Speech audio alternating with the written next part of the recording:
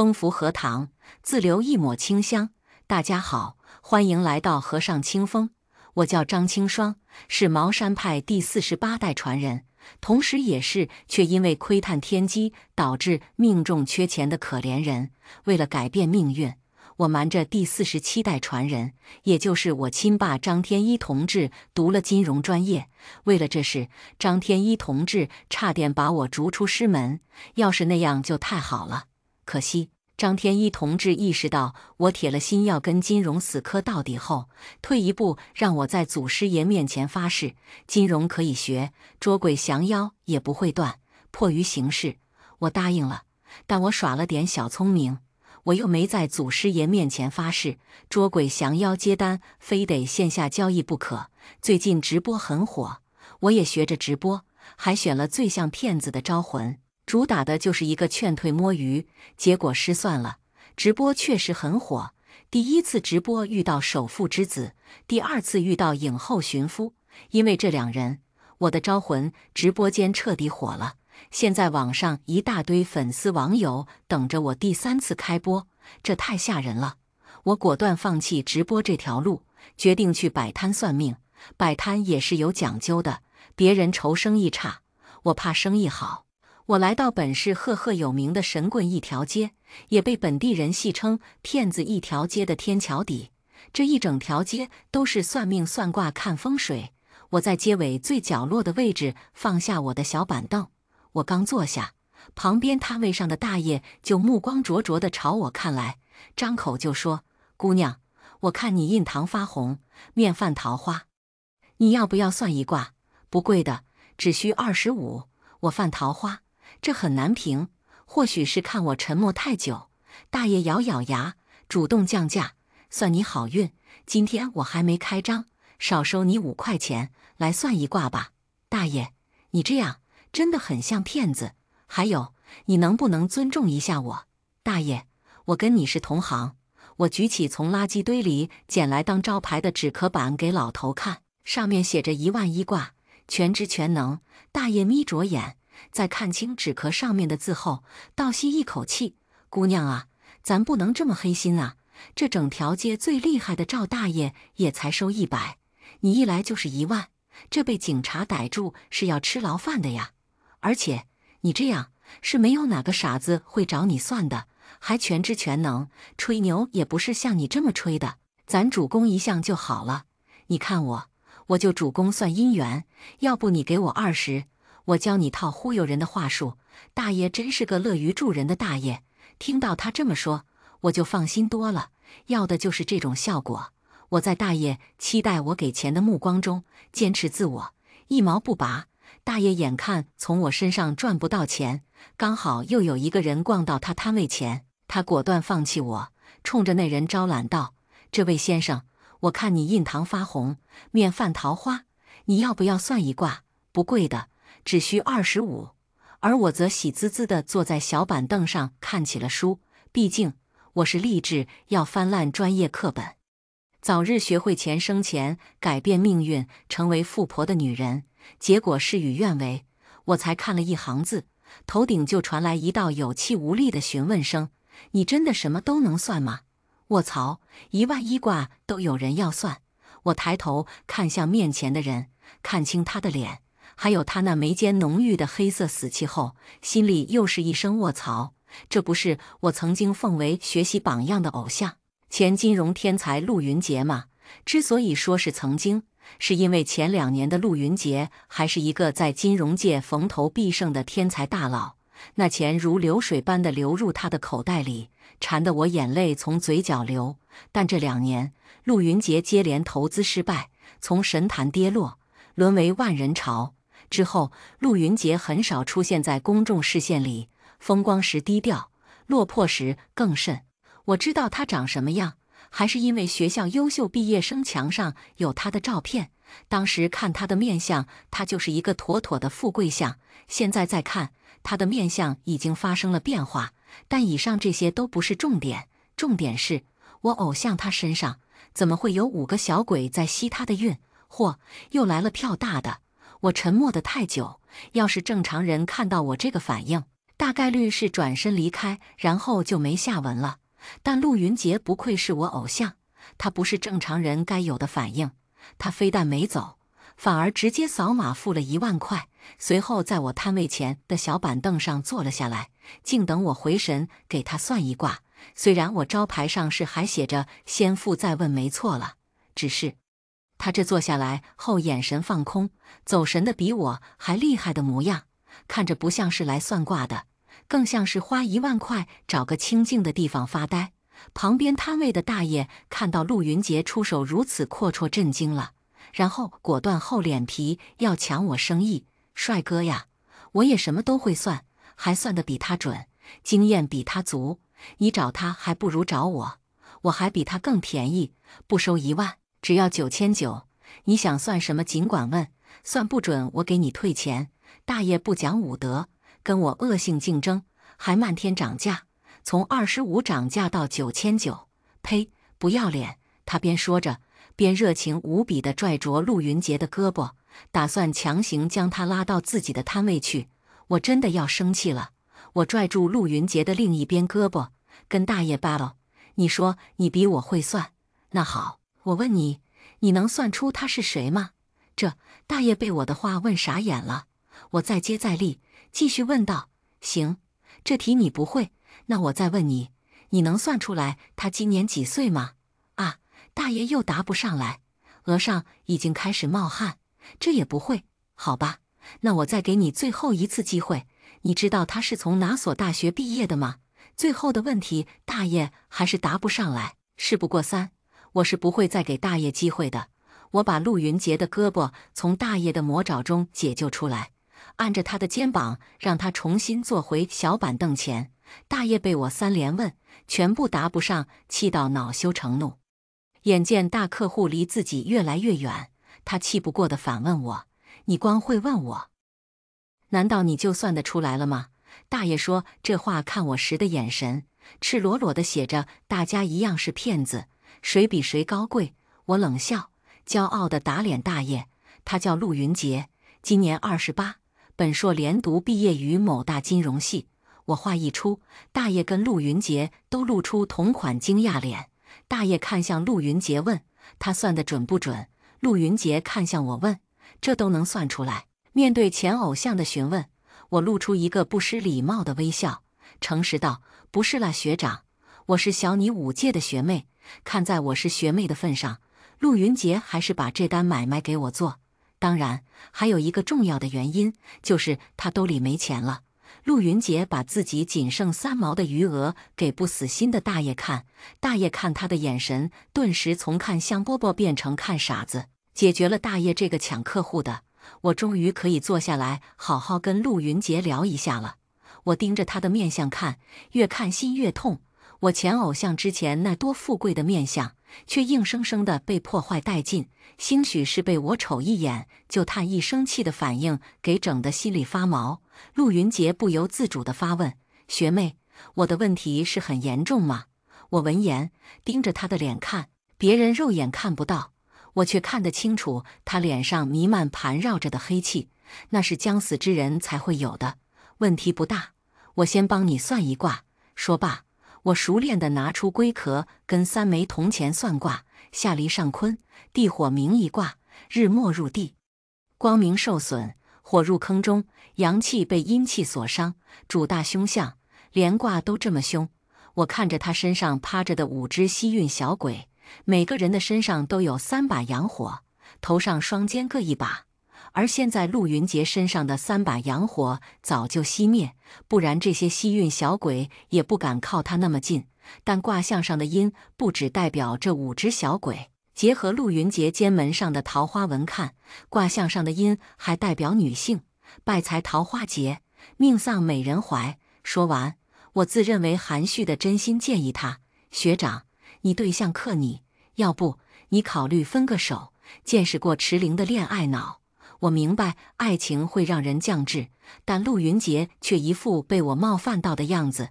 学妹，我未婚妻她人很好，我们很相爱。虽然我知道你这些都是话术，但我还是不希望有人抹黑我的未婚妻。我不算了，那1万块就当作是我对学妹事业的支持，不用退还我了。再见。陆云杰说完就起身要走，脸上看不出动怒的痕迹，但他的反应已经说明他生气了，真的是恋爱脑惹不得。学长别走，你听我说。我拦住陆云杰，不紧不慢地从斜挎包里掏出一个八卦镜，把它塞到他的手里。你先看完再决定要不要走。看镜子。陆云杰看着手里的八卦镜，认定我在耍他，闭眼，一下子就好。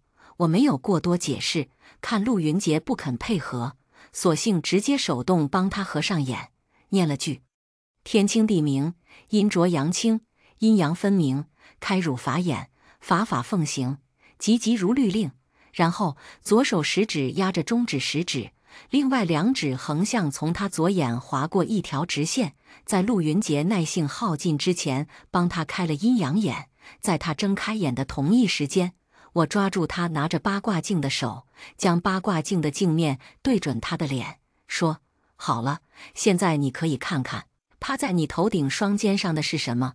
陆云杰一眼看了，在他下一秒看清楚趴在自己头顶双肩上那5个瘦如骷髅、双目猩红、鬼相凝厉的鬼后，他两眼发直，毫无征兆地两眼一闭，吓晕过去。在他晕过去后，他身上的5只小鬼发现我能看得见他们，见情势不对，立刻就想要逃。我早有准备，在他们有动作之前，就拿出一个葫芦，将他们都收了进去。这些鬼暂时不能杀，他们吸了陆云杰的运，直接杀了的话，就断了找到幕后黑手的机会。陆云杰身上被下的咒就解不了。我现在杀了解决这一次，在我离开后，对方照样能卷土重来。在我收了小鬼后，陆云杰还没有醒。一旁的大爷目瞪口呆地看着倒在地上的陆云杰，百思不得其解。他想扶陆云杰起来，又怕他是在碰瓷，不服良心又有点痛，以至于他此刻的表情无比纠结。最后他怕被人当作跟我是一伙的，在其他摊主和路人的注视下，后退几步回到自己的摊位前，随后才放心地指着陆云杰手里还抓着的镜子，急于跟我撇清关系般问道：你这镜子是什么黑科技？看一眼就能把人弄晕？我也很无辜啊，我也不知道陆云杰这么怕鬼，我只是单纯的想用能力证明我的实力，我能有什么坏心思？眼看越来越多人被倒在地上的陆云杰吸引过来，我还听到有人掏出手机准备叫救护车，这哪成？想到陆云杰那只剩下3毛的余额，要是救护车来了，我岂不是还得给他垫付医药费？想到这，我一个机灵，立刻用物理方法对着陆云杰的脸左右开弓，唤醒了他。陆云杰一睁眼，看见我的脸在他面前放大，他下意识的恐慌高喊：鬼呀！眼看着又要被吓晕，我抬手就想抽他，他条件反射的双手捂脸：大师，我错了，别打脸。我遗憾收手，他麻溜的从地上爬起来，然后发现自己手里还拿着八卦镜，他的手顿时抖成筛子，求助的看我：大师，这镜子都带上哭腔了，是怎么回事？我把八卦镜拿回来，塞回斜挎包里，看他吓成这样，我选择不告诉他，八卦镜只是让他当镜子用，他能看到鬼是因为被开了阴阳眼，八卦镜是无辜的，反正阴阳眼的效果是1天，他睡一觉就恢复正常了。他看我收起八卦镜后松了一口气，但他又神经兮兮地甩头扭肩膀，脸色依旧苍白，眼底仍旧恐慌，那模样无助极了。呜呜呜！大师，虽然我现在身无分文，但我求求你救我！我现在感觉自己浑身不对劲。大师，我是个好人，从没杀过人，冤有头债有主，你让他们找准债主，不要伤害我这个无辜的人好不好？求求你了，大师！没想到这个世界上真的有鬼，我要是死了也会变得那么丑吗？大师！陆云杰被吓到语无伦次，对我是一口一个大师，话题越说越歪，就是下意识的不去想自己被鬼缠身的真正原因，自欺欺人，他是真有一套。我听得头疼，威胁他道：你再不闭嘴，我就再让你见鬼！这威胁打中陆云杰的7寸，我耳根子终于能清静了。之后，我不客气地指使他帮我收摊，把我的纸壳板招牌跟折叠小板凳收起来。他不敢怠慢，动作利索地依言照做，然后兴冲冲地暗示我：“大师，收拾好了，那接下来是不是？”他脸上的期待那么的明显，期待着我帮他解决掉趴在他身上的鬼。我承认我很记仇，所以我不告诉他，其实他身上的小鬼已经被我收了起来。接下来去你家。我在他的期待中说出了不在他期待中的安排，他失望，他不解，他照做。在我跟他离开的时候，隔壁摊位的大爷却一脸懵逼地目送我们。他不明白，明明自己没有从头到尾都没有离开过，却仿佛漏看错过了很多重要信息，是咋回事？鬼，这世上真的有鬼？大爷百思不得其解地思考着，突然又茅塞顿开，这一定是新型骗局。他刚才差点就上当了，可恶，他这个前浪已经被后浪拍死在沙滩上，跟不上年轻人的改革创新了。在大爷费了无数脑细胞脑补出结论的时候，我已经站在陆云杰位于山顶山的独栋别墅前。这一刻，我承认，1小时前的我还是天真了。我怎么就信了他穷到只剩下3毛钱，瘦死的骆驼比马大？何况他还没死。不过他本来是离死不远的，如果没有在天桥底遇到我，他在长期被鬼缠身、沾染鬼气后，背后害他的人会通过趴在他身上吸运的鬼影响他的心智，他最后的结局会是自我了断。陆云杰听到我这么说的时候，身上抖得更厉害了。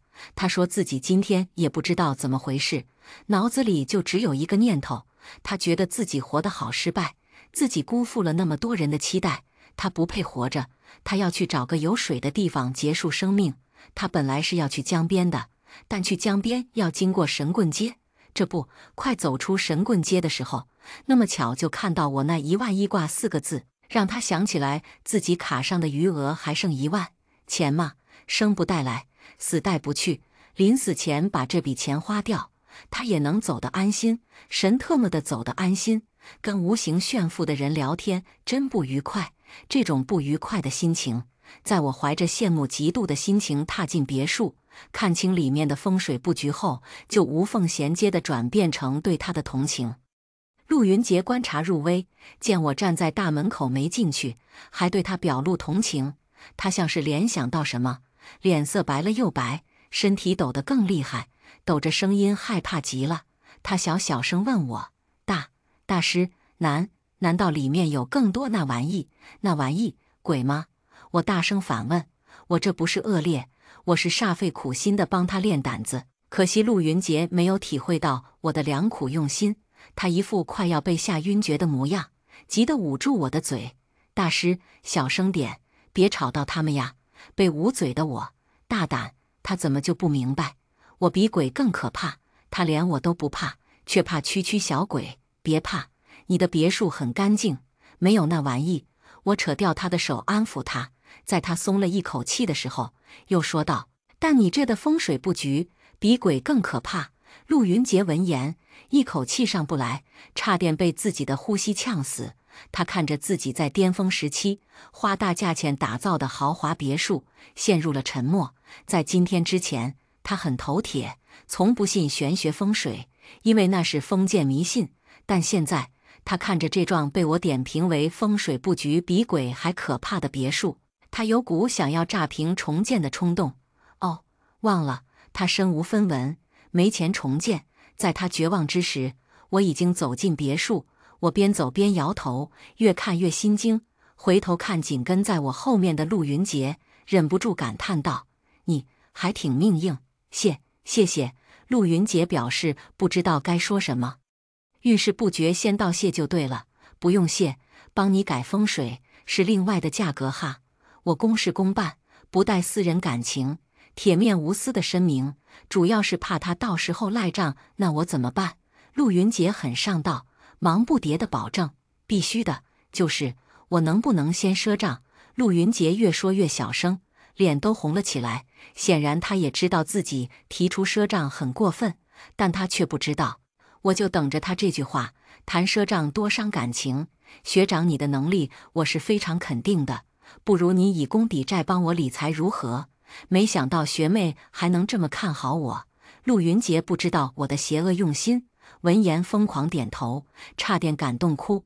我怕他后悔，从斜挎包里掏出纸笔，像哄骗小红帽的大灰狼一样，哄他签下卖身契，不是劳动合同。见他在合同上签下自己的大名，我冲他扬起一个发自内心的微笑，拍了拍他的肩膀。以后我是富是穷，就靠学长了。这1个小时内，陆云杰的面相已经悄悄在发生变化，从之前的印堂发红泛桃花煞，气色晦暗死气覆面，到现在印堂发亮，气色明亮开散，是吉祥之兆。只要他恢复到巅峰时期，嘿嘿嘿，那我不就能跟着学长赚得盆满钵满了吗？张清霜，你真是个小机灵鬼！我对自己接下来即将实现财富自由的日子充满畅想。不过现在最要紧的还是先处理风水的问题。这幢别墅的风水布局是专门为陆云杰量身定制的，要的就是他的命。也不知道是什么深仇大恨，才要对陆云杰下这种断子绝孙的死手。陆云杰的别墅门前地势呈现梅花状，这种地势属于大凶之刑，会为屋主惹来血光之灾，死于非命。而住宅布局离不开生气，有气则生，无气则死。通俗点来说，就是住宅的大门为气口，北为阴，南为阳。陆云杰的别墅大门入口处设在北向，谓之不得气。进了别墅的大门，主屋立在中间，四周是花园。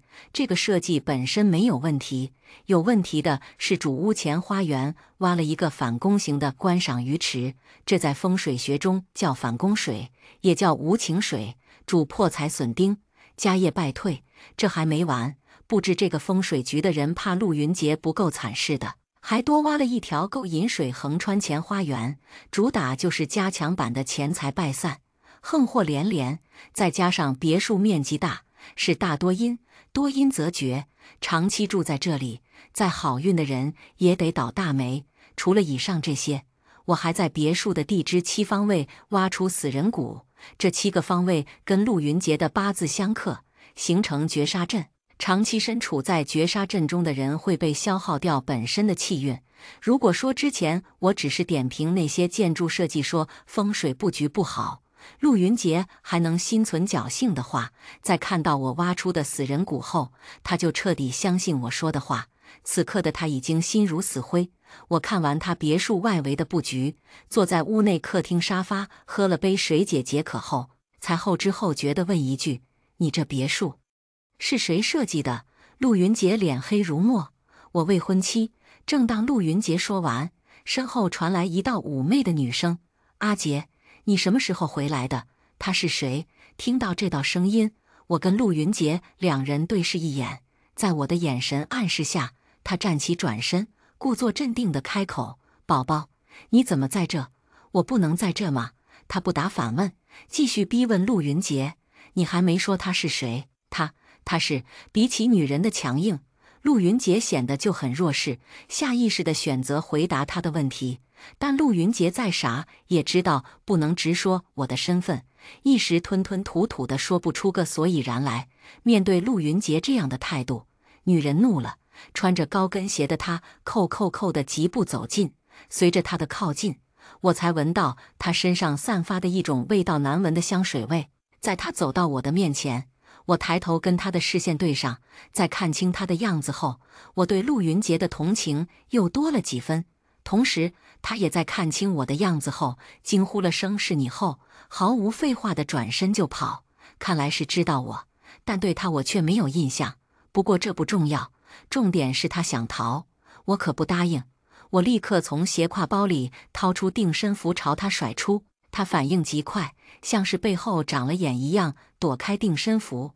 见状，我啧了声，在一旁云里雾里状态外的陆云杰的惊呼声中，拿出桃木剑就朝他追上去，赶在他半个身子已经穿墙逃出之际，将桃木剑从他的后背刺入。他的伤口顿时被桃木剑灼伤，冒出滚滚黑气，重伤他后，这次我顺利的在他身上贴上定身符，成功的让他的身体卡在墙上，逃不走又出不来。事情发生的太突然，陆云杰被这个突如其来的情况吓到脸色煞白。啊！你这个贱人，你敢伤我！女人被我钉在墙上，痛苦不已，虽死到临头，却还盛气凌人。无能狂怒后，他又把怒火转向陆云杰，对他命令道：“陆云杰，你瞎了吗？没看到我被欺负吗？还不快来帮我！”陆云杰闻言，表情呆滞一瞬，神使鬼差的要上前。我见状，果断出手赏他一巴掌，将他抽醒过来。你看清楚，眼前这个人是你记忆中的未婚妻吗？我说话的时候，在他的身上贴了一张醒神符。陆云杰呆滞的眼神恢复清明，依言看向墙上的女人。她是谁？等看清楚女人的样子，他又一次受到比第一次见鬼更深的惊吓，忍不住发出比女人还刺耳的尖叫。他想晕，但这次有醒神符，他还晕不了。任谁发现自己的另一半实际上也是鬼后，都很难保持冷静的。所以我能理解他的反应，但不能接受有人在我耳边持续尖叫，太吵了。看到他怕成这样，我无奈撕掉他身上的醒神符。下一秒，陆云人往沙发的位置倒，如愿地晕了过去。在陆云杰晕过去后，墙上的女鬼对他不停地咒骂，嫌他没用。我将桃木剑的剑尖抵在他的眉心，凉凉道：“别挣扎了，坦白从宽，说出派你接近陆云杰的人，我可以给你个痛快。那我还不是得死？想杀我还要我出卖主人？你做梦！”女鬼恨恨地用一双猩红的眼瞪我，气性还挺大，真不能为了我出卖你的主人吗？我略有点苦恼地看着女鬼，很真诚地询问。女鬼气急败坏地怒吼：“那是重点吗？重点是你想杀我呀！你杀了那么多人，身上背负那么多血债，你一定得死。但你可以选择痛快的死，还是受尽折磨后再死。杀过人、见过血的鬼是恶鬼，恶鬼被正道所不容，见而诛之。你要杀就杀，你杀了我，我主人也会为我报仇的。”这女鬼好像被她主人洗脑过度的样子，死到临头了还不忘秀一波。我皱了皱眉，更嫌弃她了。我叹气，看样子还是得用那招。眼前这个利用幻术蒙蔽陆云杰的女鬼，她的修为不低。刚才我闻到她身上那股难闻的香水味是鬼香，鬼香能让人致幻上瘾，再加上这个女鬼擅长幻术，她能幻化出任何人心中最喜欢的样子，让人对她一见钟情，至死不渝。陆云杰就是这么中招的。在陆云杰的眼中，女鬼的长相是完全符合他理想型的完美容貌。实际上，女鬼原来的样子是猩红的眼珠、裂开的大嘴、锋利的尖牙、腐烂的皮肤，浑身冒黑气。但以上都不是重点，重点是这个女鬼应该是车祸死的。她的脸是被压扁的形状，脑浆还糊在脸上，那模样真正是恐怖至极。也难怪陆云杰2度吓晕，这次还连打几巴掌都醒不来。最后还是我从斜挎包里掏出银针，扎了他几个穴位后，才把他给强行唤醒。他醒来的第一句话依旧是熟悉的尖叫：“鬼呀！”我熟练地威胁他：“行了，又不是第一次见鬼，淡定点。你要敢再晕，我就把你跟鬼绑在一起。”呜呜呜！大师你好残忍！他怎么会变成这样？我真正的未婚妻呢？被鬼抓走了吗？这些鬼这么没人性的吗？不只对我下手，还对我未婚妻下手。大师，你一定要救救我未婚妻呀！鬼香对陆云杰的影响还是挺深的，都见过女鬼这副鬼样子了，还心心念念那个由女鬼幻化出来的完美未婚妻。她就是你未婚妻？我指着女鬼对陆云杰说：“不，她不是。”陆云杰摇头，坚决不接受现实。我懒得跟他争。行吧，那她不是。吵赢的陆云杰却一副快哭了的样子，又开始胡言乱语起来了。大师，你有没有忘情水之类的东西？或者你会不会抽情丝？我可能真的没救了。理智上我知道他是鬼超可怕，但情感上我现在却想放他走。救命啊！我从小就怕鬼，我光是想到我跟鬼谈了2年多的恋爱，还什么都做了，我现在好崩溃。我怎么会对他还有感情？我不是人，我比人还不如，我完了，我要疯了。我还是疯吧，疯了就不用想这么多了。陆云杰一边说一边撞头，看得出来他是真的崩溃。女鬼见他这样，还在一旁火上浇油。阿杰，你忘了吗？你说无论我长什么样，你都会爱我的。虽然我是鬼，但我生前也是人啊，你不能就因为我是鬼就不爱我了呀。阿杰，这个女人欺负我，你难道就不心疼我吗？她刚才还说要杀我，你快来帮我，要不然我就死定了。阿杰，你快来呀！这女鬼是想精神攻击逼死陆云杰吧？正当我打算对女鬼甩张禁言符的时候，陆云杰却先爆发了。闭嘴！他怒喝一声，随后深吸一口气，鼓足勇气看向女鬼。结果这勇气只维持一眼，他就立刻怕得瑟瑟发抖，背过身不敢再看。我为什么要闭嘴？陆云杰，你这个渣男！你吵死了！闭嘴！我出声打断，在他身上贴了张禁言符。不能动又不能说话的女鬼，气到只能通过那双快把眼珠子给瞪出来的眼睛表达愤怒。而他这个样子看起来更加恐怖，是陆云杰看一眼就会做噩梦1年的程度。陆云杰瑟瑟发抖，一副随时还要晕倒的柔弱样，崩溃地问我：大师，不能把他杀了吗？看他一直卡在墙上，我害怕。陆云杰的话成功让女鬼的愤怒飙升，还没找出他背后的人，现在还杀不得。我言简意赅地告诉陆云杰女鬼接近他做的事，还有他要是不解除身上被下的降，后半辈子要在倒霉中度完贫穷的一生的事跟他说。陆云杰听完后，想到自己这2年处处受挫，过得生不如死的日子都是拜女鬼所赐，他怒火中烧，悲从中来。愤怒让他战胜恐惧，他居然有了勇气直面女鬼，逼问他到底是谁派他来的，为什么要害他？女鬼身上贴着禁言符，什么都回答不了，但不影响他瞪着眼怒视陆云杰。在陆云杰对着女鬼一通输出的时候，我已经在一旁现场画了张练鬼符。练鬼属于旁门左道，正派道士不会通过养鬼练鬼来操控鬼达到自己的目的，因为养鬼练鬼涉及因果，会损阴德。一般遇到鬼，不是杀了就是超度。这个女鬼身上有别人炼养的印记，属于有主鬼。要不是她嘴硬又态度嚣张，慢慢审问难度大又浪费时间，我都不想用这招。因为陆云杰等不了了，他跟女鬼相处时间太久，阴气入体，又被吸走太多阳气，不快点把他身上被下的降给解了，陆云杰必死无疑。现在我要做的就是跟女鬼的主人抢鬼，能不能抢成功，就要看我们俩谁的道行更高一筹。我将女鬼从墙上扒拉出来，将她丢进我不好的阵法中，撤掉她身上的定身符和禁言符后，将练鬼符贴在她脸上。整个过程，女鬼都极不配合，数次躲避。在我将练鬼符成功贴在她脸上后，她一直嚣张的态度发生转变，她哀求着我杀了她，给她一个痛快。她不能背叛主人。在她的求饶声中，我充耳不闻地点上一支香，掐诀念咒，天地四方，两隔阴阳，大道泱泱，赐乳名红衣，归我炼养，随无身旁，任由指使，急急如律令。在我念完最后一个字后，手中的香燃起的一缕白烟飘向阵中的女鬼，钻进她的眉间。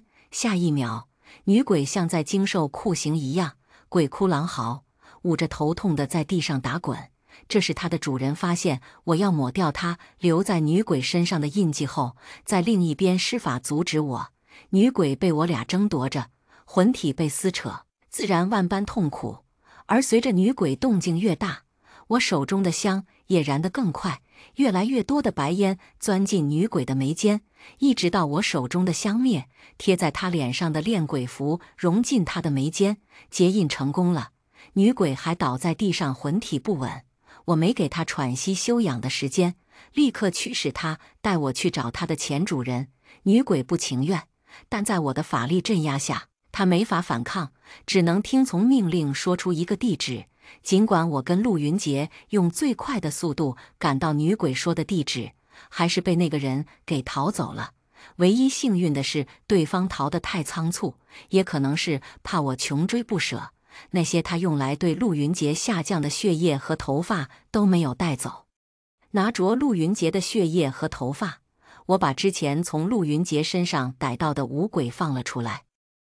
五鬼一出来就想要往陆云杰的身上扑去，陆云杰看到被吓得哇哇大叫，手里紧紧地捏着的驱鬼符把5只吸运鬼弹开。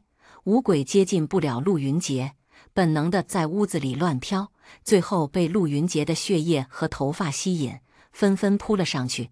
在他们扑向血液头发的同时，压在下面的一道斩鬼符被我催动，一团火光瞬间将五鬼还有血液头发全部包围，一眨眼的功夫就将他们烧化无形。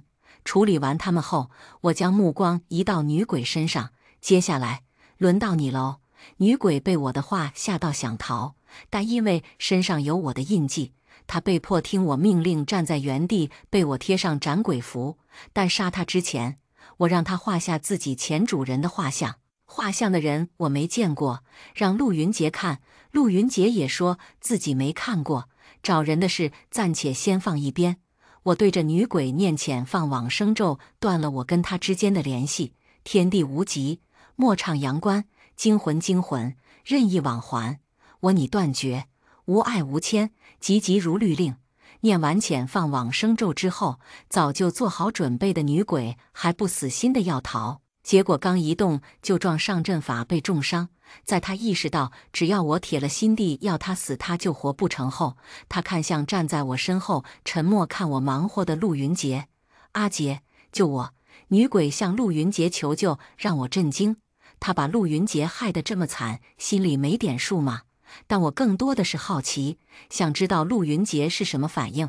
好走不送拜拜。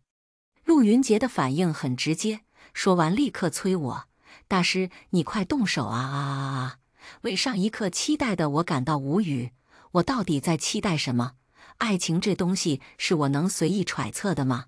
在陆云杰的催促尖叫声中，斩鬼符发挥作用，火将女鬼包围住。他还来不及再说一句，就被烧没了影。在女鬼被烧灭后，一直故作镇定的陆云杰终于撑不住，腿软地跪在地上，说了句：“总算结束了。”然后两眼一翻，又晕了过去。一天连晕3次，铁打的身体都受不了，何况是陆云杰这种被女鬼吸走阳气、掏空了身体的人。最后我还是避不开叫救护车送他去医院，还含泪帮他垫付医药费的命运。出于私心，我暗戳戳地在陆云杰的身上放了张招财符，希望他醒来后能够争气点，快点恢复身体，帮我赚大钱。我能不能脱贫就靠他了。之后我把陆云杰丢在医院里，一个人又回到那个地址。刚才来不及仔细搜查，陆云杰就晕了，现在只剩下我一个人。我把这地方翻了个遍地找线索，但搜遍整个房子都没有发现什么有用的线索。不对，这个房间刚才走过的。我在经过一个房间门的时候，上面那道不足1寸的划痕，我在之前看过一模一样的。这个房子里的房间门都是一样的，一条长走廊，左右两边都是关闭的房间。我搜的时候，一间间打开进去看，因为每个房间内的布置都不一样，所以我一直没有发现自己已经落入圈套。直到我看到这个房间门的划痕，才意识到我中了幻术。好久没翻车了，这次居然中招了。看来我的警惕心还需要再提高。我拿出一张醒神符，贴在自己的身上，默念清心咒，眼前的画面开始崩塌瓦解，露出真正的样貌。哪还有什么豪华大房子，只有一间破旧的旧房子。房子里除了正中央立着一个神龛外，没有其他的东西。我走近一看，神龛上供奉的是观音像，观音的法相，双眼低垂，面相诡异，双手呈五鬼夺魂指诀，是邪观音像。看到这个邪观音，我想到那次在境外被逃走的邪修。那次事后，我图省事，将出现邪修作祟的事上报给道教协会，让协会里的其他大佬去处理。现在看来，这个邪修还在继续到处作怪，道教协会的大佬们还没逮住他。正当我打算再一次把邪修的情况上报给道教协会，催大佬们去处理，手机倒是先一步响起，看到屏幕上显示的道教协会官方号码，我有不好的预感。果不其然，刚接通，那边的求救声就传来：“青霜，你爸去抓邪修，反被困在画里出不来了，你快带上你家的传宗之宝太玄天宝镜来救你爸。”我干，老头你撑住，我马上就来。太玄天宝镜在我离家上大学的那一天，老头就把我叫到祖师爷的牌位前，亲手交给我了。现在救人倒是省去了回家一趟去取太玄天宝镜。当我按照道教协会的人给的地址赶到古玩街的时候，古玩街已经被官方以消防演练的名义清空了游客，入口处也被围了起来。我要进去的时候，被守在入口处的警员给拦了下来，是我拿出道教协会证，他们才放行，还贴心地告诉我出事的是哪个店铺。其实不用他说我也知道，这条古玩街2排的店铺中，就只有一间煞气冲天。青霜，你总算来了！快快快，就是这幅画。你爸本来已经要抓住那个邪修，没想到他躲进画里，你爸一急抓着对方的脚，他是想把人拽出来的，没想到反而被带进去了。我刚进店铺，一个身着黄色道服、手持法鞭的面生道长一见到我，就立刻指着角落那幅仿制的《清明上河图》对我说道。闻言，我凑近画前一看，从表面上看跟普通的画没有区别，伸手触碰画的表面，指腹传来的是画纸粗糙的触感，没有将我吸附进去，没有灵气或煞气，不是法器，也没有画灵。而画上密密麻麻的小人，压根就分辨不出哪个是老头，很正常的一幅画，但就是因为太正常，才显得更棘手。这种感觉就跟我之前不知不觉陷入幻术，在破房子里绕圈子找线索一样。但这次用醒神符，默念清心咒也没有用，对方在这布的幻术阵比破房那里的更高一阶。